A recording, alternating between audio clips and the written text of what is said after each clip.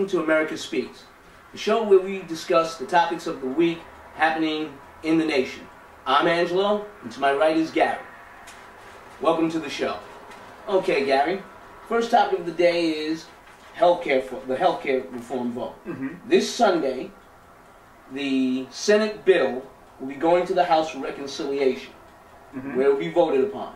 Now, the Democrats need at this point 25 votes in order to pass the bill. Okay. All right. Now, they'll probably get they'll get the votes, but what are your thoughts on this bill that's being passed now?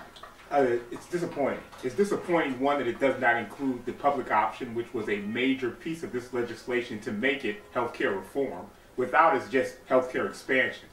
And healthcare expansion, while it may help some people, it won't help most people. The biggest thing with healthcare today is the outrageous prices, and this bill does nothing to address that. All right. You know what? Personally, I'm inclined to vote with this bill, but I do have some reservations. All right. Not only the reservations that you said, it really doesn't help out, and I'm not very happy about mandates either.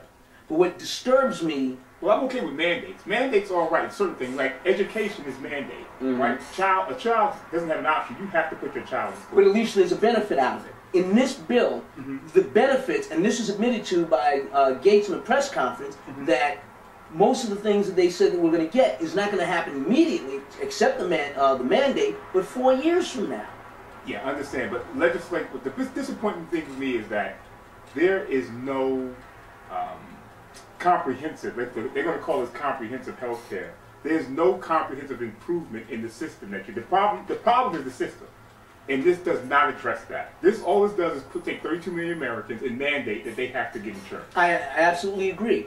I read a story from the website Democratic Underground, and it seems like that there was a story in the New York Times, maybe about 3 months ago, saying that the Obama administration had already made a deal with Big Pharma in order so that the public option wouldn't even be included. Now, to me, this let me down in a great way, because the whole purpose of the exercise was to get comprehensive health care with a public option. This was negotiated away to begin with. Well, here's the sad part about it, because the bottom line is that, like you said, if that's true, and I don't know if it's true, I didn't read the article, but if that's true, then it's just a continuation of how Obama has run his presidency.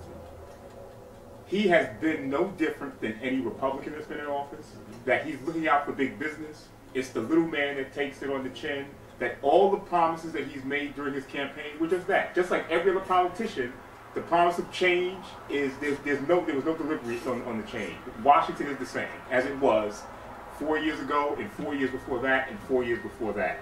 You're expanding health care to enrich the insurance companies, and that's okay. What's going to happen. All right, so let's look at the future ramifications of this. Now, right now, on the table, he's looking ahead to the midterm elections. Okay? Now, since this is not going to kick in for another 4 years, what do the Democrats have to hang their hat on? I mean, what? Well, they're hanging their hat on the fact that they passed it. Now, whether it's I can pass gas also. I mean, that doesn't mean anything. But whether it's working, they can say they passed it. They're going to say that the way they're going to frame this is they're the first administration that, again, they're going to use the word that passed comprehensive health coverage for every American, which is bogus. Because right now, the same thing exists if you can afford it. Everybody wants insurance. I want health insurance. Well, we need health insurance. Yeah, you need health insurance. Sure. But the bottom line is that, like, this is not going to make it affordable. The public option would have been the reform that was needed, that the insurance companies. Okay, so now the ramifications. Who's the big winner? Who's the big loser?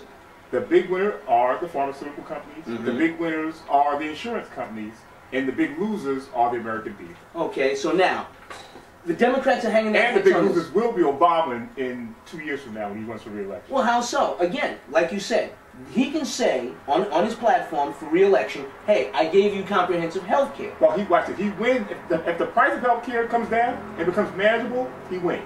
If health care stays the same or just increases with the rate of inflation. Right now, we already agree it's not affordable. So I agree. Unless the prices of health care is reduced, forget all you want to hear. We don't care about the budget deficit. I'm going to say right now, the average American, though they try to say the budget this and the budget that, the average American does not care about a budget deficit unless it ends up in increased taxes. If it increases your taxes, then I care about the budget. But the fact that they're saying this plan is going to reduce the budget means nothing to me if I don't have health care. The average guy can't relate to it. Yeah. All right, so now the Democratic Party, right now, the Republican Party is not on board with this at all. At all. All right? The Democratic Party, to me, will have short coattails from this. Because, like you said, like you alluded to before, if healthcare costs stay the same or they go up, then he helped out nobody. Well, you know what? They might, Angelo, they might use the same healthcare formula used for the jobs formula, and they might say, you know what? We have reduced or stopped the increase. Wait, stop the increase of healthcare, like they do with jobs now. The job formula now, remember, is we saved or created 200,000 jobs. Soon you're going to hear how, and I'll almost assure you this, that the mantra will be, we saved or stopped the increase of healthcare costs by 200%. Oh yeah, that makes sense to me.